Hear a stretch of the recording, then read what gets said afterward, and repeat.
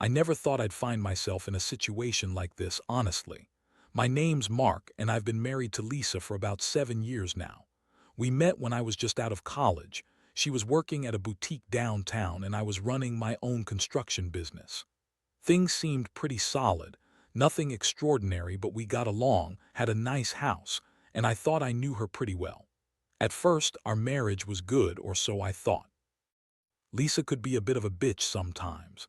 She's the kind of woman who's always got a snarky remark on her lips, quick to dismiss anyone she doesn't like, and she's got this way of acting like she's better than everyone else, especially when she's trying to be charming to her friends or showing off at parties. But she was also fun, and I loved her. Or at least I thought I did. Things started to change a few months back, small stuff at first. She'd be spending more time on her phone, whispering on calls behind my back, and she'd get weirdly defensive if I asked who she was talking to. I'd catch her deleting messages or clearing her. Browsing history. She'd brush it off, call me paranoid, say I was overthinking. But I knew her, and I knew she was hiding something. Then came the little things, the hints. She'd come home later than usual, smell like perfume I didn't recognize, or she'd be strangely distant, like she was avoiding me. I tried to bring it up, but she'd just roll her eyes, call me insecure, say I was imagining things. I didn't want to believe the worst, but deep down, I could feel something was off. What really pushed me over the edge was one night when I decided to stay home early from work because I wasn't feeling well. I was tired, and I wanted to surprise her. I waited up till late, expecting her to come back from whatever she was doing. That's when I saw her. She came in around 11 p.m. looking flushed and acting all casual. I figured she was probably just out with her friends, but then I saw her. With him. It wasn't just a quick kiss or a friendly hug. No, she was wrapped around this guy, Jake, our favorite bartender at that bar she always said she only went to for fun. I had seen her there maybe once or twice, but I never thought she'd actually cheat on me with him. They were making out in the parking lot behind her car like a couple of teenagers sneaking around. I froze. My stomach dropped. I didn't even know what to think. I felt this cold, boiling anger rush through me. I was stunned, hurt, confused, like I'd been punched in the gut. I backed away and drove home in a daze, trying to process what I'd just seen. I didn't want to believe it, but the evidence was staring me right in the face. Lisa had lied to me about where she was going every night, and clearly she had a whole other life I'd never known. I sat there in silence for a long time after I got home, replaying that scene over and over, feeling a mix of betrayal and rage. I knew then that my marriage was over, at least as I'd known it. The trust was broken, and I couldn't unsee what I'd seen that night. That's how it all started. I knew I had to confront her, but I wasn't ready yet. I just sat there, angry and hurt, wondering what the hell I was supposed to do next. The next day I couldn't focus on anything. My mind kept circling back to that night, that scene in the parking lot. I kept thinking about Lisa's face, her smirk, the way she looked so carefree, so comfortable with him. I was furious, but I also felt this deep, sinking sadness. I had invested so much in that marriage, in her. And now it felt like everything was just a lie. I knew I had to confront her. I couldn't just keep questioning myself, wondering if I'd imagined it. So I waited until she was home, trying to keep my cool, but inside I was boiling. When she finally came in, she was acting like everything was normal, like she hadn't just been caught in the act. She threw her purse on the table, gave me that snarky little smile she always used when she thought she was in control. "Hey, babe, how was your day?" she asked, voice lilting with that fake sweetness that always set my teeth on edge. I looked at her, eyes burning. "Cut the crap, Lisa, I saw you last night out behind the car with Jake. Don't lie to me, I saw what I saw." My voice was steady, but inside I was trembling with anger. She blinked, her smile faltering for a second. Then she scoffed and rolled her eyes. "Oh, please, you're imagining things. I was out with my friends. Maybe you saw someone else, huh?" She was trying to brush it off like it was nothing. But I saw her face, the way her eyes flickered, the slight flush on her cheeks. She was lying. "No," I said, voice low and tight. "I know exactly what I saw. You're cheating on me, Lisa, with Jake, the bartender. That's why you've been acting so weird. That's why you've been hiding your phone. I found your lipstick in his car and your hair in his shirt. Don't lie to me anymore." Her expression twisted into something bitter and angry. "Oh, so now you're accusing me of being a slut? Nice.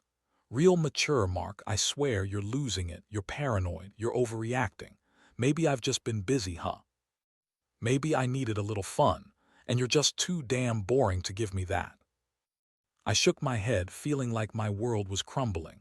Boring? You think I'm boring? You cheat on me with a guy who works at that shitty bar you always say is just for fun. You don't even care about what this does to me, do you? She sneered and crossed her arms. Look, I don't owe you an explanation, okay? I don't need to justify myself to you. I'm sick of your accusations. Maybe I'll leave if you're going to be this paranoid and controlling all the time. Her voice was venomous now, and I could see she was enjoying this power she had over me, even if she was acting like she didn't care. I felt my fists clench, but I kept my voice even. You're not going anywhere. We're talking about this, and I want the truth. Did you sleep with him? How long has this been going on? Her eyes flickered again, and she hesitated. It's none of your damn business. I don't have to tell you anything. I'm not your little girl anymore, Mark. Wake up. You lost me a long time ago. That's when I knew I couldn't take her denial anymore. She was still lying, still trying to make me doubt myself. I realized I needed proof, something concrete. I couldn't believe her words at face value anymore. I decided I had to find out how deep this really went, what else she was hiding. Later that evening, I got a call from the bar. Jake wanted to talk. I was surprised, but I figured I had to hear from him directly, see what he'd say. When he picked up, he was casual, almost friendly, like we'd known each other forever. I told him I knew about them, about what I'd seen, and I wanted the truth. And what he told me knocked the wind out of me. He admitted they'd been seeing each other for weeks. Said that Lisa came in often, that they'd been sneaking around behind my back. He said she told him I was too controlling and boring, that she needed someone who could give her what I couldn't. Adventure, excitement, passion. Hearing that just made me feel sick. It was like my whole life was a lie. I kept asking how long, what they did, and he just laughed a little, said she was really good in bed, and that she loved the thrill of sneaking around. That was it. That was the moment I realized the woman I loved had been cheating on me with my favorite bartender, and she didn't even care enough to hide it anymore. I hung up and just stared at the wall for a while, trying to process what I'd learned. That night, I couldn't sleep. My mind was racing, angry and numb all at once. I felt like I'd been punched in the gut 1,000 times over. All the trust, all the promises we'd made, that was gone. I didn't even know who she was anymore. And that's when I knew I had to do something. I couldn't just let her get away with this. I had to plan my revenge, but I wasn't ready to think about that yet. First, I just needed to breathe, to get my head straight. That night, I stayed up late, going over everything in my head. My mind kept circling back to her lies and that bastard Jake. I couldn't believe I'd been so blind, so naive. The woman I thought I knew was just a facade, a bitchy, manipulative liar. I felt this strange mix of betrayal and cold resolve. I knew I couldn't just let her walk away, not without making her pay for what she'd done. The next morning, I decided I needed a plan. I didn't want to do something rash, but I also knew I had to hit her where it hurt. I started by gathering everything I could find, screenshots of her texts, the lipstick and hair in Jake's car, her phone records, anything that proved I wasn't crazy. I didn't want her to dismiss me again, so I made sure I had solid proof. I also contacted Jake, told him to meet me in person, that I needed to talk face to face. I wanted the truth from him directly, no more hiding behind words over the phone. When Jake arrived at my house, I was already waiting. He looked nervous, shifting in his seat. I didn't waste any time. I told him I knew what was going on, asked him why he'd chosen to cheat with my wife. His answer was basically that she was hot, that she was better in bed than I ever was, and that she was looking for something exciting. He didn't deny the affair, didn't try to spin it. His honesty only made it worse. I think he thought I'd be angry at Lisa, but honestly, I was angry at both of them, at her for cheating and at him for being a willing participant. I told him I'd be calling the cops if I found out they'd been sneaking around my house or doing anything illegal, and he nodded quickly, probably realizing I wasn't joking. After that, I took everything I had, screenshots, texts, everything, and filed a report for infidelity and harassment. I wanted her to know I wasn't just going to roll over and accept this betrayal. I needed to make her see I was serious. Meanwhile, Lisa was still acting like she was the victim, playing the innocent wife who didn't do anything wrong. She kept saying she needed space, that I was too controlling, and that she was entitled to her own life. She had this way of twisting things, making me look like the bad guy for catching her. That shit really grated on me. I'd always tried to be a good husband, caring and understanding, and now I was the villain in her eyes. She kept lying, outright lying, claiming she'd never cheated, that I was crazy, that I was just paranoid and insecure. I didn't believe her anymore, not after what I knew. I felt numb. The anger simmered just beneath the surface, but I also felt this strange sense of relief. Even if she kept denying it, I had the proof. I didn't need her explanations anymore. I saw her for who she was. I decided I needed to step back, take some space from her, get my thoughts straight. I moved some of my stuff out of the bedroom, told her I needed to think. I knew I had a decision to make, whether to fight for the marriage or cut ties completely. I wasn't sure if I could ever trust her again, not after this. But I also knew I deserved better than to stay in something so toxic and hollow. That night, I couldn't sleep again. I kept replaying everything. The betrayal, the lies, her smirk when she thought she was fooling everyone. It hurt, but part of me felt a strange sense of clarity. I'd been a fool, but I wasn't going to be a bigger one by sticking around and pretending. It was all okay. I'd faced the truth, and now I had to decide what to do with it. In that moment, I knew I had to take control of my life again, even if it meant starting over. The days that followed were a blur. I threw myself into figuring out what I wanted, whether to fight for the marriage or just end it cleanly and walk away. Honestly, the betrayal cut so deep I couldn't see myself trusting Lisa again. Every time I looked at her, I saw the lies, the sneaking around, the betrayal in her eyes when she thought I wasn't paying attention. It was like she'd stolen a part of my soul, and I kept asking myself how I could ever forgive that. But the thing is, I also wanted to make her feel what I felt, that crushing sense of betrayal, that sting of being lied to for so long. I was angry, yes, but I also knew I needed to be strategic. I didn't want to tip my hand, not yet. I started making small moves, checking her phone when she wasn't looking, gathering more evidence, quietly contacting some friends I trusted, asking if they'd seen her with Jake. I needed to know just how deep this went, how much she'd lied and manipulated. One afternoon, I decided I needed to get some of my belongings out of the house, just in case I needed a clean break. I didn't want her thinking I was just going to sit there and accept her lies. So I packed a bag and took some clothes, a few personal items, trying to stay calm, but my hands trembled. It felt good to take control, even if part of me was shattered inside. Next, I called a lawyer. I wanted to know my rights, what I could do legally, what steps I needed to take if I decided to file for divorce. The lawyer was straightforward, told me I had grounds for separation based on adultery, and gave me some advice on how to handle the situation calmly but firmly. I knew I had to be smart because Lisa was manipulative, and I didn't want her spinning some story to make herself look innocent. While I was going through all of this, Lisa kept up her act, acting hurt, saying she didn't understand why I was so suspicious, accusing me of overreacting. Again, she'd cry sometimes, fake tears that didn't reach her eyes, trying to guilt me into giving her another chance. She'd tell me she loved me, that she wasn't cheating, that I was just paranoid. I could see right through her, though. The tears, the fake vulnerability, she was just trying to keep hold of her lies, keep me from exposing her. One evening, I caught her going into Jake's place again. I saw her slip out early in the morning, her face flushed and smug. I felt this surge of rage. She was brazen now, practically daring me to do something. That was the moment I knew I had to act fast before she completely destroyed what was left of our marriage and my sense of self. So I decided to set a trap. I arranged to meet her for a talk, but I had my phone recording. I wanted everything on tape, her lying, her denying, her sneaking around. Call it spiteful, but I'd had enough of her gaslighting me. I wanted concrete proof she couldn't deny. When she showed up, I was calm on the surface but boiling underneath. I didn't say much, just let her talk, let her dig her own grave with her words. When she started lying again, saying she'd never cheated, that I was imagining things, I just pressed record discreetly. She kept insisting she was innocent, that I was paranoid, that I was controlling.